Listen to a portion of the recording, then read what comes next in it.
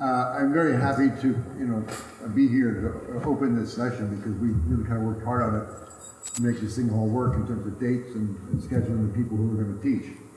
Today it's being taught by Charlie Kelly, who is a professor emeritus from Keene College, and assisting him is Samantha here, and I guess Charlie can tell you more about Samantha. Charlie was also on the Beacon City Council for 10 years? Yes. 10 years.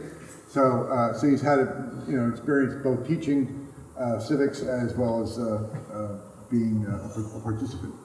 So now that we seem to have settled down to a fixed number, I guess we can start. So I'll turn it over to Charlie. So thank you, Charlie.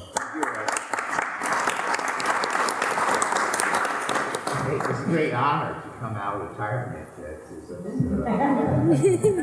group. I want to thank Samantha. She's bringing me into the high-tech age with this slide. I'm not a low-tech guy. I was looking for the blackboard and chalk. But hopefully, a combination. I tried to make copies of what I wanted to present today Is there any extra, available for you. I only made 30 copies, so we may be running a little bit. So if you don't mind sharing one with someone who doesn't have it, I greatly appreciate that, so that we all will have some reference. The way we kind of designed these four parts is that I would start and my background in political science is more in the international area, international relations. So we tend to think globally, and to think globally, we tend to think abstractly, and then you bring it down, and we're bringing it right down to the last part, where how you run for office, So I have experience at both ends, very abstract, and how you run for office, because I used to be the Democratic chair in Beacon for a number of years, and the way I met Samantha is that she was interested in running as an independent, and I tried to convince her, no, she should run as a Democrat, and after she tried the first time, she came back, and we sat down and said, well, let's plan out how you might run, and unfortunately, she was ready to run this year, but she's a student, and I told her academics comes first, get your education, you still can stay involved without necessarily holding office, and hopefully when you graduate, then next spring you'll be able to fully engage because of her. She's in a very tightly constrained curriculum where courses are in conflict with what her duties would be as a council person. But she's still interested, and she's working with me. Hopefully will help get my ideas across to you through this electronic means. We political scientists tend to view, and I guess all social sciences tend to view or use a common paradigm to explain human behavior. That's stimulus-organism response. Stimulus is the system, the circumstances, the context that people find themselves in. Organism is either the person itself, their personality, or it can be the organization that they find identity with. And a combination of those factors, we try to use those two factors to explain why people behave the way they do. So what I want to try to explain is the American political system, but I want to start kind of abstractly and talk about concepts like systems and organizations, because they do play a very important role in how we behave as voters and how our elected personnel behave as elected officials. And hopefully, with the other parts of the seminar, you'll begin to see how all these things, all these factors come together. I mentioned that there are three basic concepts in our analysis, and that's the system, organization, and individual. Well, if you're going to use an algebraic formula to explain behavior, it would be like A plus B plus C plus Y equal X. X would be the human behavior you want to explain. A would be the system, B would be the organization, and C would be the individual. And what us social scientists hate to admit is the Y factor. And the Y factor is chance. It's serendipity. It's things that we can't explain. Those things that happen at random. And this past election embarrassed us all. Because we all predicted Hillary would win. I was watching Nate Silver's, 538, right up till, election, and it was like 65, 35% Hillary. Then at 11 o'clock, they reversed it. It was Trump. I said, oh my God, how could this be? So our predictive models have to be taken with a grain of caution. I would say this A, B plus C and Y equal X is really what we call a heuristic model. It's a rule of thumb in which if you kind of think about these factors, then you'll have a broader picture to understand how our politics work. Right, the political system has really three parts, and I tend to be a predilection for threes, so you'll see a lot of threes in my lecture as if reality conforms itself to all these three parts. Well, the first part is the political regime, and that is the structure of government. And in order to understand our government, you have to know the structure. And you have to also know kind of our electoral system. But as we know, Hillary won the popular vote, but she lost the electoral vote. So systems have influence on who becomes president, and systems have influence on what policy is made. The political personnel are the elected officials, those who want to be elected, the appointing officials, anyone who is part of the state. And the state is that government, and in our situation we have different levels of government. We have the national level, we have the state level, what we refer as a local level. So anyone involved in that, either appointed or elected, or wanted to and appointed or elected, is what we call our political personnel. The political community is all those people affected by government. So some political scientists argue that, well, it's only those people who participate, or those people who vote, who use their currency, should be called political community, but that's more of a conservative view. I argue that everyone is affected, even the homeless people who don't necessarily vote, don't have a residency, don't register, they're affected by government policy. They are part of our political community. So that's more of a kind of expansive view. Now, the difference between regime and personnel, I give you the example in page 3, where we had Nixon resign when he, after he was impeached, or threatened impeachment, that he resigned and his vice president became president. We changed the personnel. We changed who was president without changing the office of the presidency. So the office of the presidency is the regime. Now Hitler, when he came to power, he came, unfortunately, through an elected process. It was the Weimar Republic. It was supposed to be the ideal democracy of the time. You could blame us political scientists for creating the Weimar Republic. We advocated, proportional representation is the true democracy. We should have it.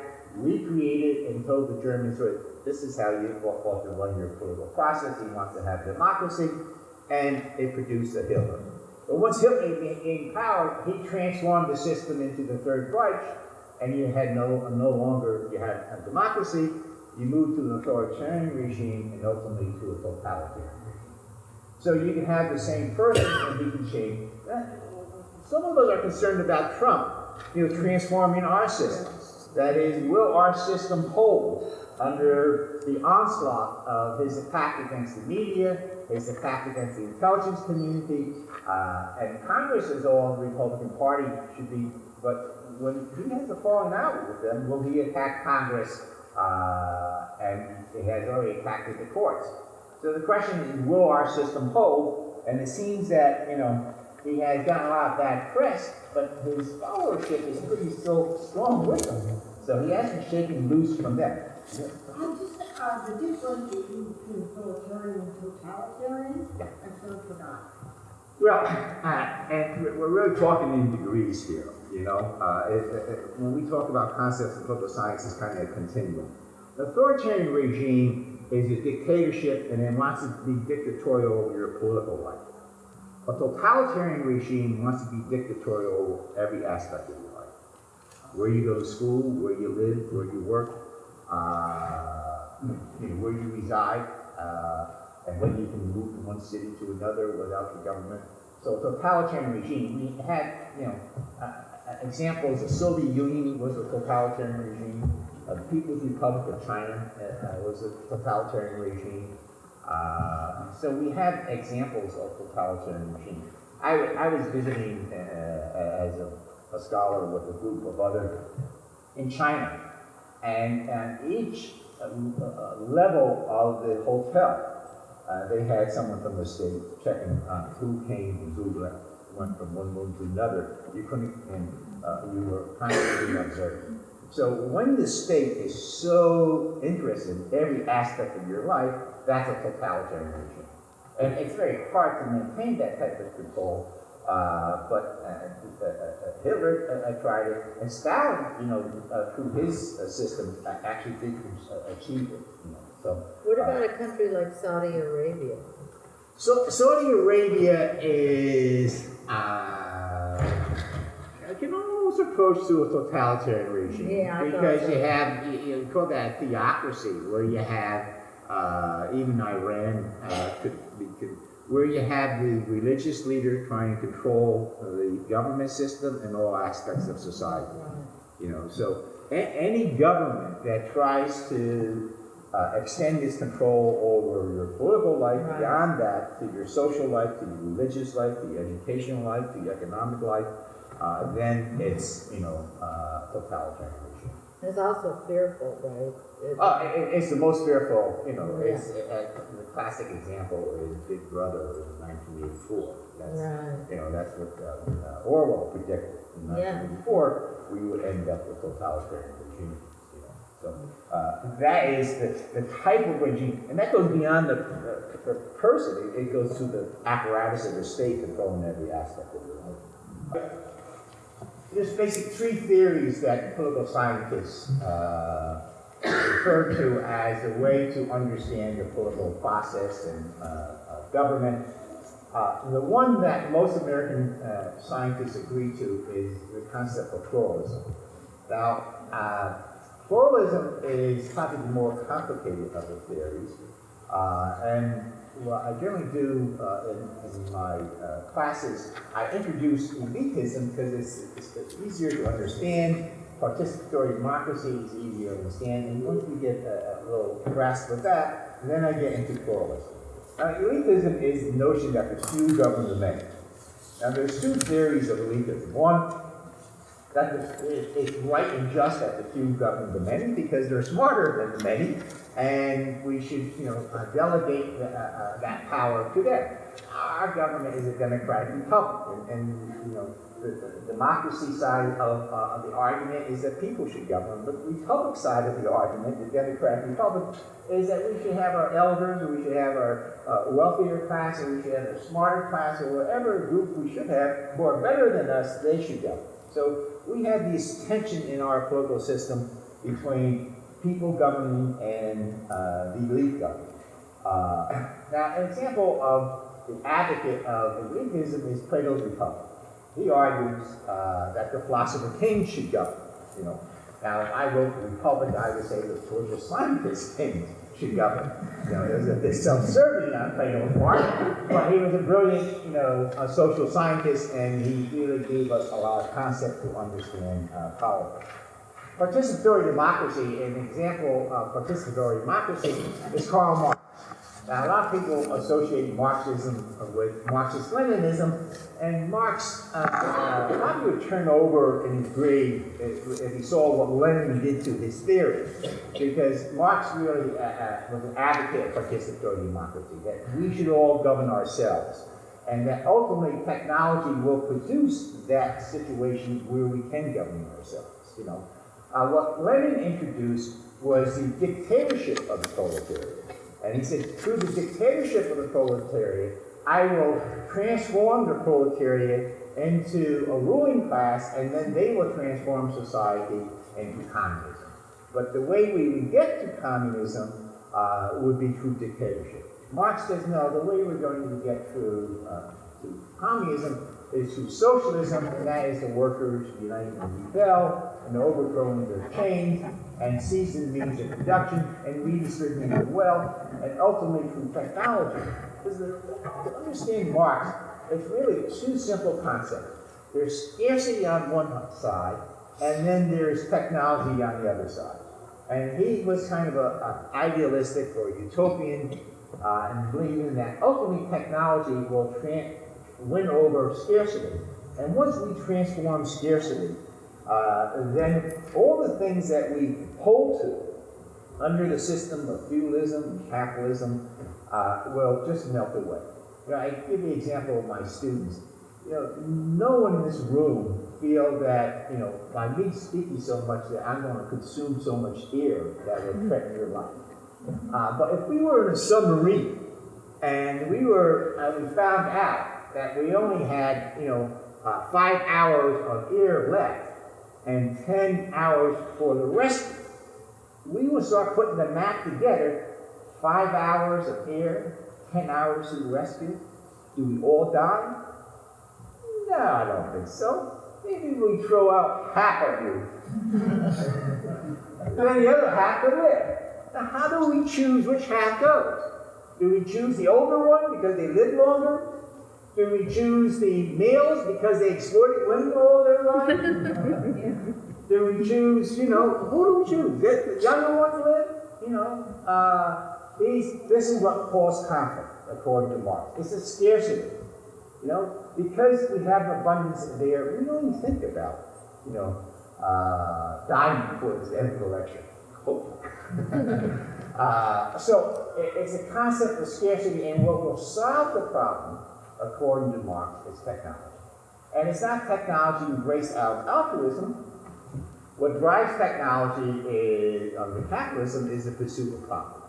So he argues that the pursuit of profit will ultimately produce greater technology and that create greater productivity, and ultimately those people will have to decide how they're going to exist under this greater productivity. If you look at the last stage on page, I think it's page 12, I kind of give you an overview of Marxism, its economic determinism, and the last stage is communism, and it's a classless society. I break it down according to the environment, social relationship, territorial units, classes, sources of legitimacy, and economic system. And communism, we have a nearly automated system. None of that to work. I'm enjoying that type of period of my life where I'm retired. I'm living off of my pension. I enjoy my life to the fullest. Well, what Marx is saying is everyone will be in this situation because you won't have to work. Why? Because the machines and technology will produce all that we need. And once we're in that stage and scarcity is removed, we will be harmonious and we will govern ourselves. The state, according to Marx, was really the instrument of the ruling class. And the ruling class used the state in order to subjugate the masses. But ultimately, that's going to end due to technology. And they will plant, as Khrushchev said, they'll plant the seeds of their own destruction because capitalists will want to have greater productivity because that means greater profit. In order to have greater productivity, they'll invest in technology, and that will create productivity, but also will remove the need for labor. And that will transform society. So that's participatory democracy. Now, others, you don't have to be a Marxist to advocate participatory democracy. There are those people who believe participatory democracy can be enjoyed in a democratic society. What we need to do is we need to break down hierarchical structure. That if you look in our society, if you look at the family, you have the parents and you have a hierarchy. You have the parents at the top and the children at the bottom. You look in our, churches. You have the clergy in the front, and you have the congregation in the back. And this group I kind of put out the chair, but I do it in a large lecture room, and you'll see in my large lecture room that most of the students sit in the back, and a few sit in the front. that they're socialized automatically to form a hierarchy, where the many are in the back and the few are in the front. And we do this unconsciously because our system socializes us to be this way. Now, according to the advocates of participatory democracy, I think a couple of these gentlemen here started turning the chairs and making it round. I said, that's good, because you're breaking down the hierarchical structure. You know, unfortunately, I'm up here lecturing to you. You're sitting back there. I kind of like participatory education. In a lot of my classes, like you, they break you down into small circles. I give you some questions to start arguing with them among yourself. So it's more participation. So that's what they mean by participatory democracy. And we try that in certain areas of our society, but it's not the enduring characteristic of our society. What seems to be the enduring characteristic is what's called pluralistic democracy. Pluralistic democracy, if you turn to, I guess, the chart on page 10, you get an idea of how the structure of our political system is. We have a hierarchy, and at the hierarchy of the political system is a political regime. We have two circles there, which tends to represent the Democrats and the Republicans, or two groups that are competing for power, trying to control the various offices. Now there are others, there's independents, the Green Party, the Working Family Party, but they are not that significant in terms of the power structure in American government. They can be powerful in the balance of power. They can be influential and determinative on certain issues, but by and large, it's the Democrat and the Republican Party that seems to characterize our political system. Now, the other groups, the other circles are the interest groups. And the interest groups, see, the Democrats and Republicans do not have enough clout on their own that they have to reach out to other groups in order to get money, resources, and the votes. On the left, we have the Democrats rely on organized labor a great deal. AFL-CIO is a big source of Democratic money, mobilization effort, but there's also other groups that allies with the Democrats. I was looking at the Center for Responsive Politics, and there's also another Center for Public Integrity. The first Center, Responsive Politics, shows the money tree, and it was giving where Hillary Clinton got her money from. And the largest, I was surprised that the largest percentage, we're only at 17% out of the whole pie, was from the insurance industry, from the financial industry, and from real estate. Those three industries together combined to give her 17% of the money. When they took the picture, and they're just using the financial resources as reported to the Federal Election Agency. Now, the Republicans get their, Trump said he wasn't, getting any money. He was all self-financed, and then he got all this free media, and he didn't want to spend any money. But the normal Republican contributions are from the Chamber of Commerce, the National Association of Manufacturing. It's mostly industry groups. Now, there are groups who buy both parties. The pharmaceutical industry. I mean, they contribute, they were the largest contributor to money in the 2012 election. And one reason they were a large contributor is because of the effect that healthcare policy has on them.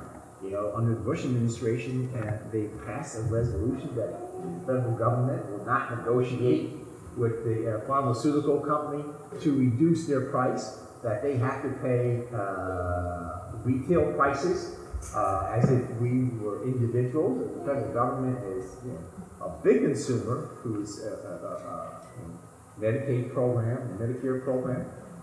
They want to give the government a break. And why is that? Because the pharmaceutical industry, contributes to both sides. They have both Democrats and Republicans passing that resolution. The pharmaceutical have lobbyists. I work in the state of New Jersey, and the state of New Jersey is pharmaceutical capital, and they own both Democrats and Republicans in that state. No one speaks ill of pharmaceutical if they want to stay in office. Right? So the point being is that these organizations plays an important role. We had something like 15,000 registered lobbyists before Obama took presidency. Then it went down to 12,000. Now the number is now increasing, especially with this healthcare. The lobbyists will multiply in order to. And lobbyists are people who have money at their disposal to get congressmen reelected. Getting back to this model, pluralistic model, let me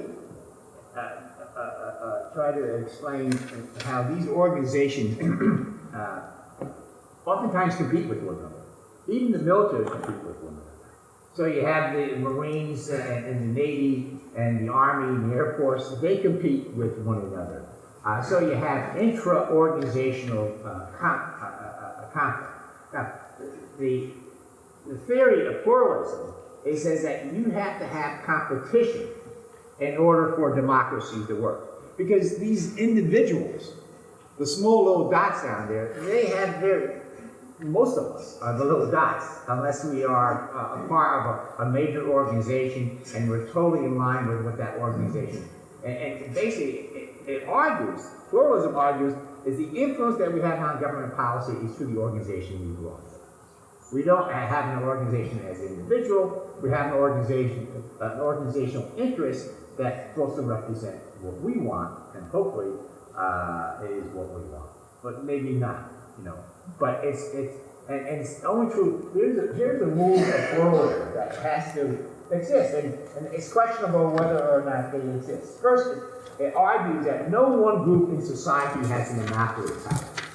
So when Eisenhower warned us of the military-industrial complex, what he's saying is that complex is coming close to having a monopoly on power. That no one will be willing to say no to it. And then the other argument is that in order to make governmental policies, I'm reading from page 9 if you have it. In order to make governmental policies, coalition of groups have to be formed, and groups in society are pragmatic enough to work out compromises. So the notion of these groups have to form alliances with one another in order to get a policy that would favor them. If you think of a pluralism as akin to the theory of capitalism, in capitalism we know we have the consumer and we have the producers. The producers are competing with one another, and they don't necessarily want to drive down the prices of their product, but they have to drive down the prices of their product in order to capture larger markets. And if they capture larger markets, that means they will increase in profit. Right? So what the Democrats and Republicans are, they're like the producers of public policy. And what they do is they compete with one another in order to get us voters, oftentimes in groups, because we have group purchasing. We have groups make, we line ourselves with a particular party because we want a public policy that would advantage us. So the theory of capitalism is based on self-interest. The theory of pluralism is based on self-interest. It's what we call rational theory.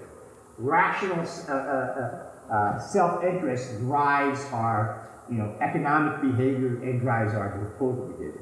We may not be conscious of it, but I tell my students, if you were coming to school and you passed that boutique store that you thought there was just great designer clothes in it, and it said on the store, going out of business, 90% off, what would you do?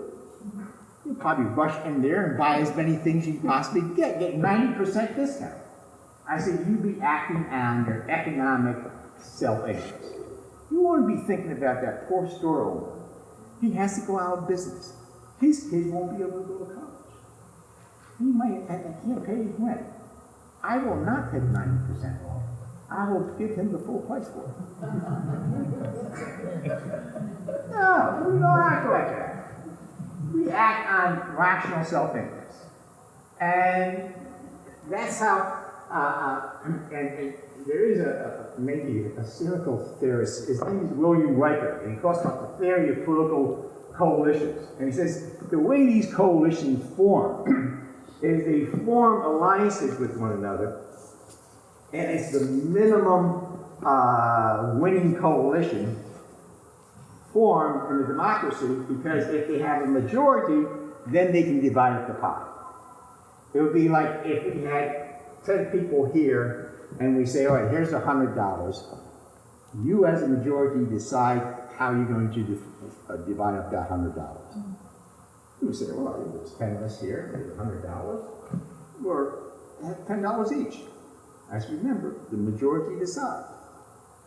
Some people would say, well, what's the majority? That means 6. All I have to do is get 5 other like-minded people like myself. 6 into 100 means I get more than $10. That these types of subconscious forces, according to Riker, influence public policy. They don't want to overproduce because the payoff would be less.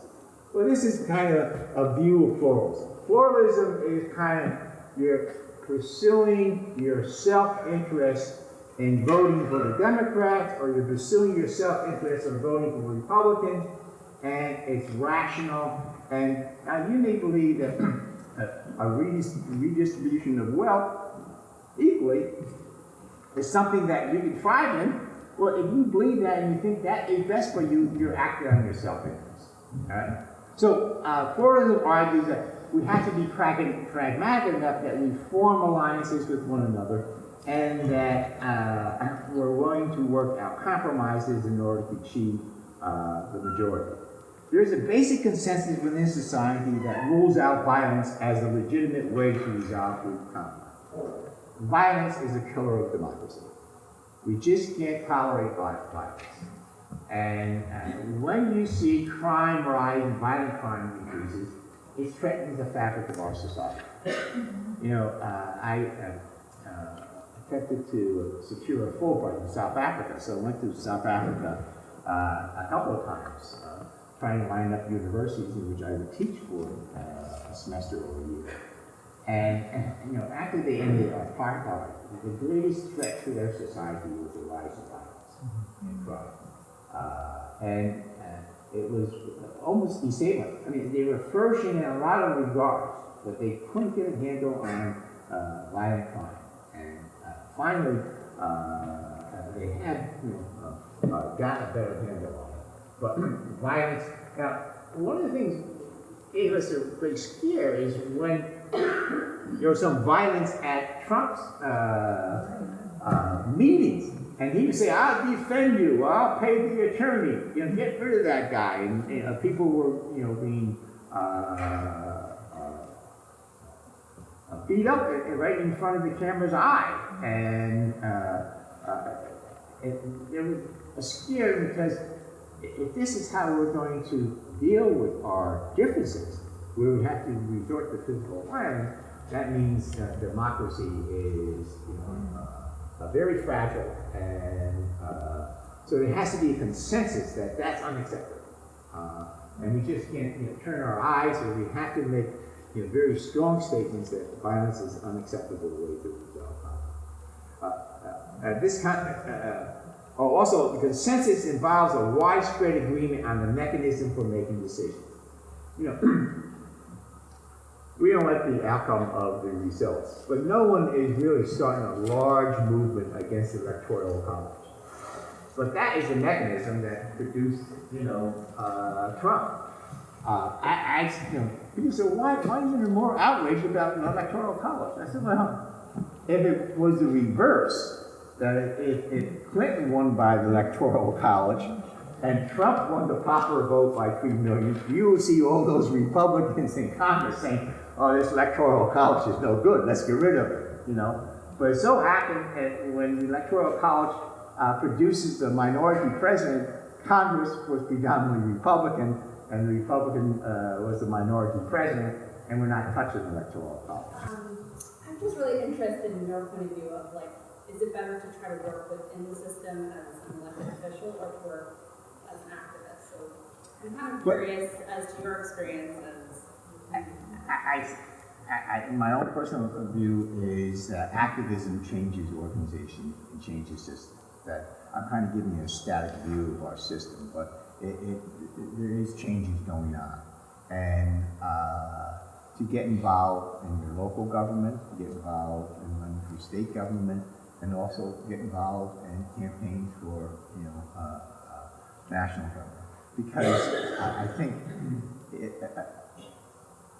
we on the Democratic side has always competed well with the Republicans' financial backing through our labor. That is, if we put a lot of energy and focus that energy in getting people like-minded elected to office, we can have a change. The change is slow, you know, and I think, you know, one of the things that occurred, and this is my personal view, I'm not speaking as a political scientist on this, that what has created this phenomenon of Trump is the disaffection of so many people with globalization and the impact of technology on their lives.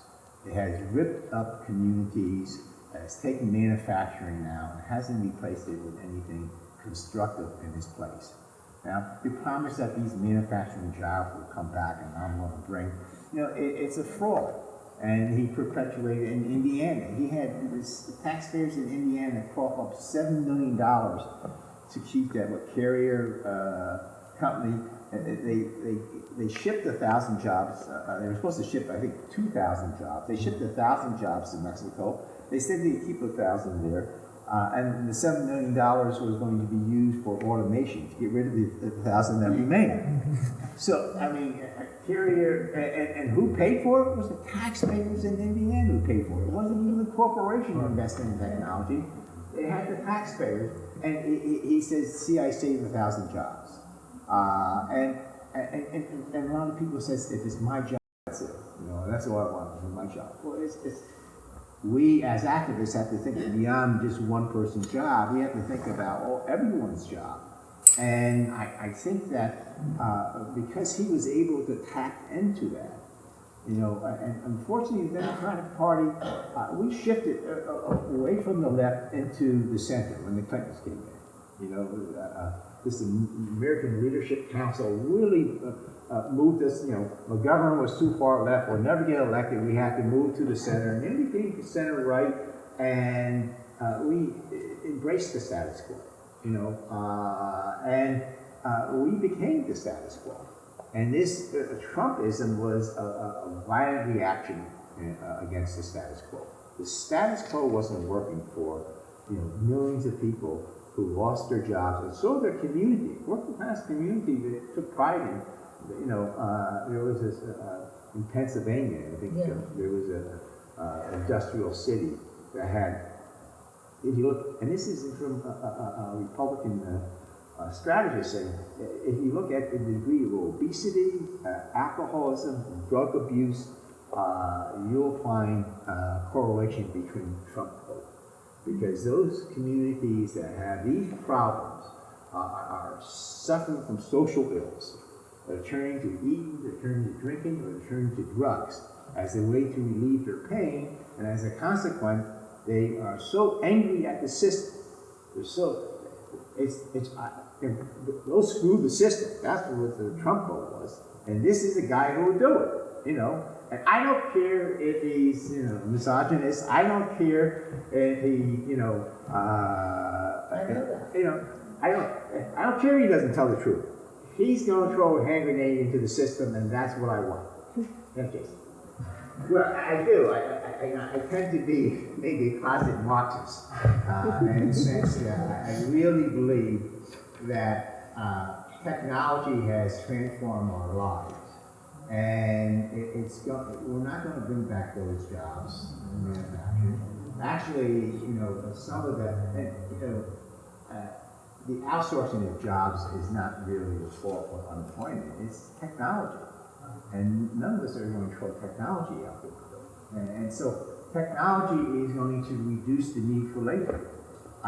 We need a government that is creative and innovative in how to make meaningful lives or meaningful opportunity so people can have quality lives while necessarily working. Because we have enough wealth in this country. Technology is producing this wealth. These billionaires, you think they actually went out and earned that money themselves? It's a system that produced this billions of dollars for them. And, this obscene wealth and the way they spend it is just an offense to the fact that our society has such income inequality. I mean, at what point do people say, enough is enough? You can't, now he's going to reduce the wealth, taxes on the wealthy? It just seems that I don't see any other alternative except that we're ultimately going to get a government made up of people who say, look, we have to use our power to redistribute the wealth in such a ways that we can provide meaningful life for people who can't provide full-time employment. That, if you look at the number of hours that, our grandparents had to work and what we have to work and what our children have to work, I mean, employment is now becoming part-time employment because they can't create full-time jobs. And they're throwing these people off for health care. I heard that Santorum speak, we don't have a health care crisis, we have a health care insurance crisis. People can get health care, they just go to the emergency room. Well, that should not be the best health care system we have. We should have health care that provides for, because those people who go to, I have a nephew who loves working in the emergency room. He says, the problem with people go to the emergency room, they wait till the last minute. They don't, they wait till a crisis. If we could get them before they come to the emergency room, it'd be a lot cheaper on the healthcare system. So government has to take a meaningful initiative and be, progressive and recognize the inevitability of technology is going to reduce the number of jobs that we need in society to produce the wherewithal we have to have. It's just the poor distribution. So I'm kind of believe in democratic socialism as a first step out of, this obscene capitalism that we are experiencing. Hi. Okay, so that is what you had to say about where you'd like to see us go. But we're far from that. So we're looking at your... We are, again, I admit it, far from. Right, looking at your metric on pluralism, which says no one group in society has a monopoly of power, but we have a monopoly of power. It says in order to make government policy coalitions, groups have to be formed, and groups in society are pragmatic enough to work compromises. We're at a stalemate, we have been for a number of years, where compromises become less and less possible. And in fact, I am guessing, because of the move of the Democratic rank and file, I'm not talking about our elected officials, but us, we have also shifted to be less compromising because we don't want our elected officials to make compromises on what's been happening lately with the Republicans who hold monopoly power and who we feel are overlooking many negative things coming from the presidency in order to ultimately get at a few things that they want because they hold a monopoly of power and they feel they can control. So, where are we really? And how do we help shift this? Well, when I say be pragmatic enough to compromise, I mean an interest group on the left have to be, willing to compromise and form coalitions so they can form a majority to move the country in a progressive way. I don't necessarily mean that you can bring everyone together in this grand compromise. But oftentimes we are divided in self-interest groups that only our interests is, you know, the controlling factor. And I don't want to talk about your interest, my interest comes first. So there has to be some coalition in order to form a working majority. And I'm not, you know, idealistic enough that initially we're going to have a grand compromise that everyone, including Trump voters, are going to see the light that we need, you know, policy that will benefit everybody, including, you know, undocumented elites. In their mind, they're the biggest threat to their jobs and their economy. So, and what happens with these coalitions is, in pluralism, is they're not cemented together. They come apart when interests change. You know, we have, you know, interesting. We have a coalition of medical industries, insurance industries that, you know, fought against, you know, Clinton administration trying to improve a healthcare policy. But finally, they gelled together enough to get, you know, Obamacare. Now they're still there. They're fighting against the changes in Obamacare. I mean, if you see who most vocal against the changes are, you know, those people who in the Clinton era was opposed to national health care policy. So once they get, you know, a system that seems to be working for them, they're afraid that, you know, Trump's care is going to unravel their system. You know. So they're flexible enough to change positions when their interest is affected. And these coalitions have to, what we as, you know, members of the Democratic Party and the progressive thought, we have to realize that, you know, this Trump administration and this Trump philosophy is challenging our fundamental values. And that we have to put, how do we assert our democratic values over our own personal organizational interests and make that, you know, public policy. And the only way you can do that is to elect officials who are like-minded, like us, into office. And those who say, well, it's too soon, it's, you know, it's not in the cards, we have to press them harder and harder, you know. But I would not vote against it. I would just press them to be more forthright and challenging this Trumpism that is threatening all of our institutions. Pluralism will argue that their greed will create competition among themselves. And only through that competition do we, at the bottom, get a chance to influence the direction. I mean, you have, you know, the energy czars. I mean, energy is top industry in the world, you know. And then you have, you know, technology czars. And they have different interests from one another.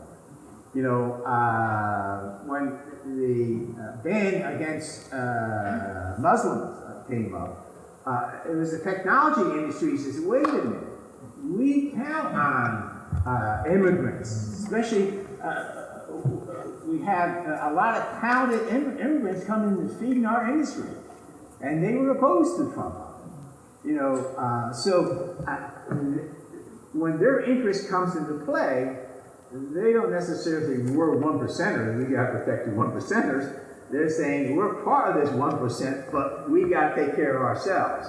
So they're going to, you know, compete with another a group of 1%ers, and through that competition, do we have some opportunity to exert some leverage by siding with one side or the other? And that's what pluralism is all about. Is that only through competition, and if we have monopoly where one group controls all the power and they have one united interest, then we don't have democracy. So you can have a pluralistic dictatorship, but democracy is when there is competition. And now, some people argue just the reason our society is too complex to monopolize all sources of power. If you take a look at the the illustration that I put on page 11. This is our American government. And I put it in a pyramid because it's like all other systems, hierarchical. And at the top we have our national government, then we have our state government, and then we have our local government. Now our local government, it's on page 11, Sammy. Can you turn to page 11? If you turn to our local government, we have municipal as well as county government. All right. Now, the parties compete to try and control all levels of government and all branches of government. And right now, the Republicans, you got to give the devil its due. It's very effective in controlling a lot of government. You know, we live in the coastal areas, so we tend to think the world is like us, but it's not that way in the United States. We live in a Republican country, and we are, concentrated in coastal areas, which we have a great deal of influence in California and New York, but in the heartland, not so much. So the competition is in all these levels, and the reason our founding fathers, and we'll have a lecture on the Constitution, our founding fathers created this system under the principle of divide and rule. And the divide and rule principle is if you divide government up, as I said, if you divide the 1% up, then we have an opportunity to exercise some leverage. It's only through a divided government will the people control their government, according to our founding fathers. That is, we can play one branch of government against the other branch, or one level of government against the other level. And only through this checks and balance system that they created by design can we have democracy in the United States. And it's a system that has worked, not perfectly. And there's been, embarrassing periods of time. I was listening to the debate in my city council on TV this morning, and we're in a discussion of adopting a sanctuary law. And the head of the local Republican Party was debating this woman of how his grandparents were immigrants, but they came into the country legally. They had to wait, and they had to make sure they were physically fit and healthy in order to pass muster. And she said that, her grandparents came into this country, but then they were denied property and they were denied their rights, and they were interned in California because they were Japanese. So we have had periods in our country that we have had very ugly policies, and policy that I think any fair, decent person would be ashamed of. And we have apologized for that. It was wrong then, and we have to realize that we live in a blemished society, but we live in a society that is really democratic. It's not a pure democracy. It's, like I said, there are degrees of democracy. And I don't think we'll achieve a pure democracy, but hopefully we have a steady, growth towards more and more democracy. And maybe that's why I'm an idealist. I think Trump, by activating you to come here on a nice Sunday afternoon, cold Sunday afternoon, to listen to me, means that you are concerned about the direction of where we're going as a country. And you are willing to roll up your sleeves and get involved. And that you are willing to stand fast for what you believe to be democratic values. And you're going to hopefully continue this activism besides these walls and get involved with body politics. It's not just lectures that, although I think the power of ideas and the power of words are very important, but it's also doing some of the hard work that our last seminar leader will speak about, and that is getting involved in your local election, how to run for office, and how to make your values and ideas, public policy. Because we can all talk about good ideas, but what is going to affect people who live in Beacon, who may be undocumented, is knowing that if someone do violence to them, they can go to the police department and report that violence, that they're an undocumented citizen and not fear of deportation. That they know they live in a community that will protect them against violence. Because violence unravels our democracy. And violence against undocumented people, violence against anyone, is something that we have to be dead set against, and our political system has to be on the forefront of showing us safety, because without safety, we can't have democracy. There's all kinds of ways to participate. You need to participate by contributing to campaigns financially. You can write letters. You can sign petitions. You can get involved by signing.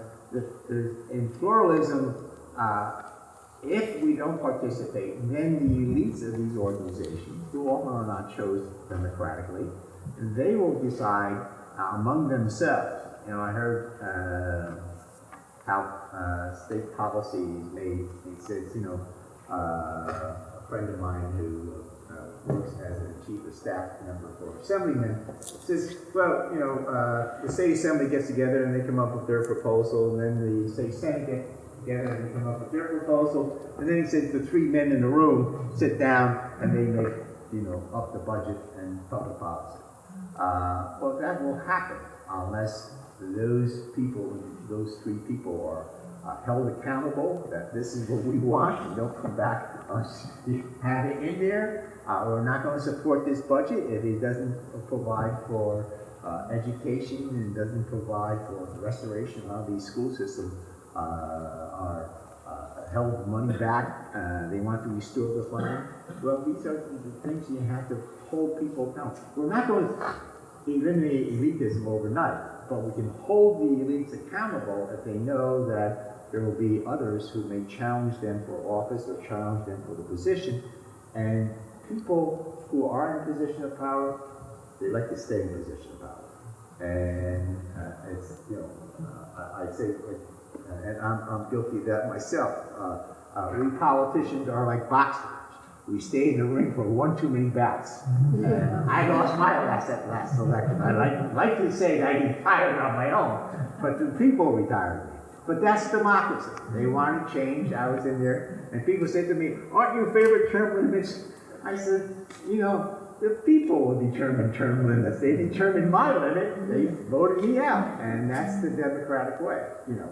So every leader is subject to being challenged, and if they're not delivering on the goods, then we should hold them accountable. And we don't necessarily have to run ourselves, but we have to say, hey, I'm going to support someone who's going to challenge you if you don't come back with what we believe to be of our values. Yes? Given the healthcare controversy that we're living through now, the two ways it could go. If it passes and all these horrible things begin to happen, what can we do? And if it doesn't pass, what can we do? Well, right now you can influence your congressman and tell them that, you know, it's unacceptable what's being proposed, and you can say that we're going to hold you accountable after the election. And if it's a Democratic legislator, you can say, look, if you don't stand with Obamacare or American Affordable Care Act, then we're going to support a primary challenge if the primary challenge emerges. So you can start putting their feet to the fire now before it happens. After it happens, there's going to be a lot of dislocation. A lot of people are going to be angry, even the Trump supporters, who are going to lose probably, and this bill is going to be a Republican bill, because right now it doesn't seem that any Democrats are on board with. Well, that was part of my question. Yeah. You know, if it implodes, then what can we do? Well, we have to change Congress. Unfortunately, a lot of these government legislations are not fully dealt immediately. It's when they go to get sick and they go to the hospital and they don't have the insurance, or they get confused, or they try to go and buy insurance. I mean, you know, Trump says that everyone will have accessibility to healthcare. Well, sure, but if you don't have the money, you don't have access to healthcare. So it's an issue of whether you can afford the accessibility. If you have the money, of course, anyone can buy healthcare. But it's a question of those people who don't have the money. But my question was not whether Obamacare implodes, which they're saying it's going to, but if they can't get that bill passed by some miracle, and they say that a lot of Republicans, the way out, conservatives are against it, and you know their own people are against it. But let's assume it fails.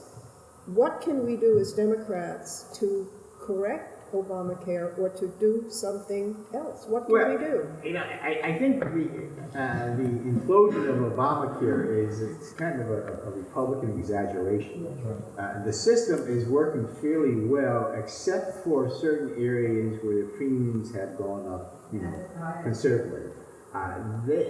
They can be addressed. Those problems can be addressed, and the Democrats are willing to work with Republicans to try to address them. So if this, you know, Trump here fails and is not passed by Congress, then the Democrats should say to the Republicans, look, we're willing to work to address these premium spiking, and it's only in certain areas. It's not across the board. You know, someone told me, my wife, she was here in the audience, falling asleep on me. She told me the other day her friend said to her, she had a conversation, and the person said, well, yeah, I'm against Obamacare, but I'm in favor of the Affordable Care Act. And her friend was saying, you're against Obamacare?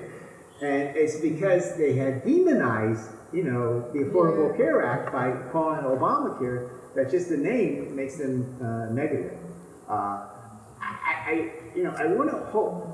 I'm a bit skeptical of the media, because the media likes to overplay the differences among the right on, you know, throwing out Obamacare. I think, you know, Ryan's pretty confident that he's going to get this bill through.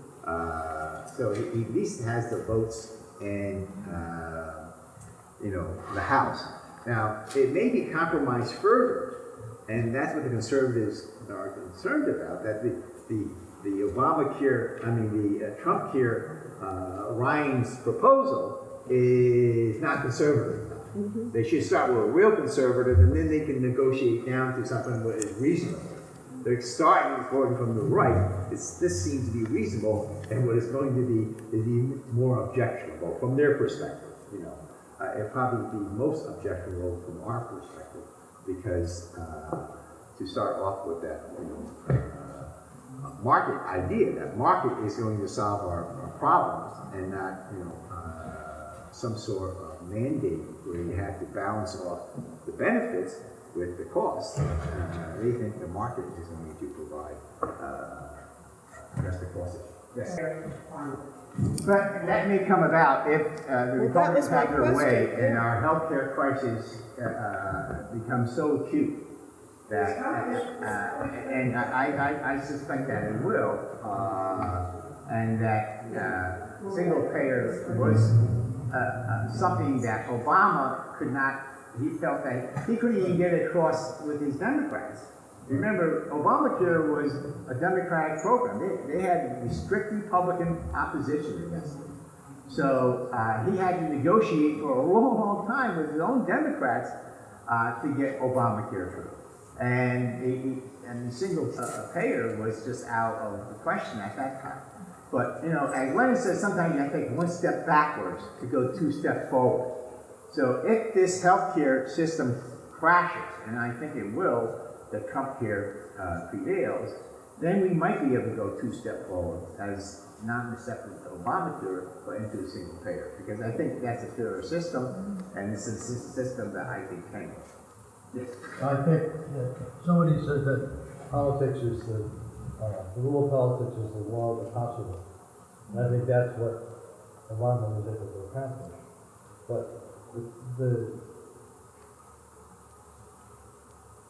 if you look not only at people's selfish interests, but maybe their selfish interest in a larger way, it's in everybody's interest for everybody to have healthcare available to them.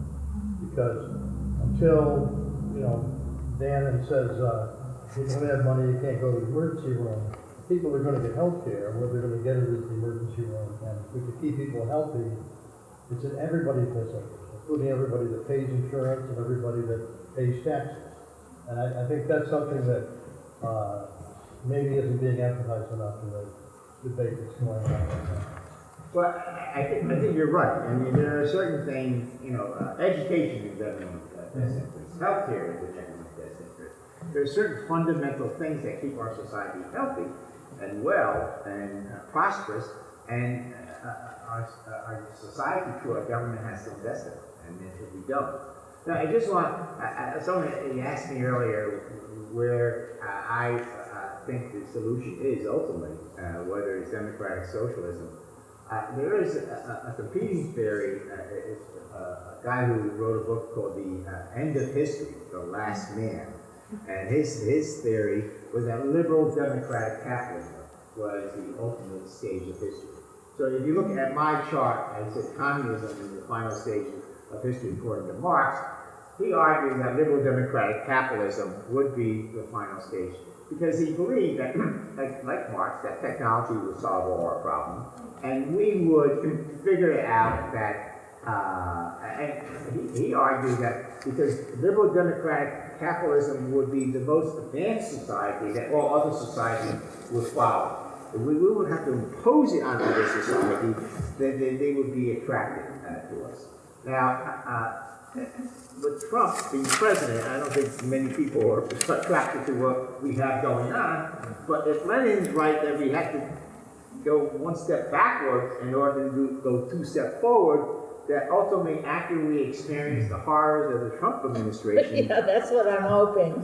that there is a light at the end of the tunnel, and it's not a train coming at Well, us. thank goodness we have elections every 4 single years payer, for president. and it is us solving our problems in a liberal democratic way. I hope that is the case, but I suspect that the government will have to take more role. Spend a little more time on Marxism, but I think I gave you a kind of a brief introduction to Marxism, economic determinism. That's the last chart on the handout. I just think that in terms of where we're headed, that technology is going to have a fundamental impact on our lives, our children's lives, but more important, our society and the society we're living in. And I don't think governments have responded well to technology. What we see happen in the United States, you're seeing it happen in France with Le Pen. Le Pen is this national economics theory that is French has to be for France and Frenchmen alone, and the Brexit in England. Here are the modern industrialized society and Putin in Russia. They're all going national economics first, and they're going to be shrinking our world and shrinking our prosperity.